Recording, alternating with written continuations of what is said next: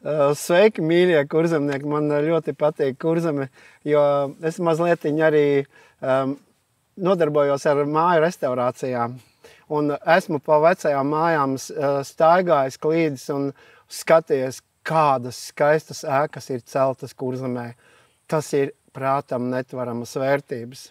Prātam netvaramas vērtības. Tur ir tādi amatnieki bijuši. Bet par to kurzemnieku varēšanu es apskaužu, jo ir taču liecība par kurzemniekiem. Es to liecību tūlītās pateikšu, uz ko kurzemnieki ir spējīgi.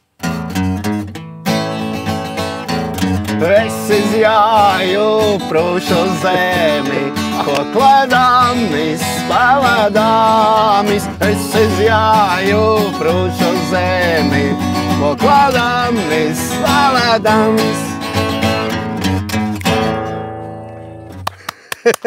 Paldies, Aivar! Fantastiski! Man liekas, tā dziesma visu pasaka par kurzemniekiem. Jā.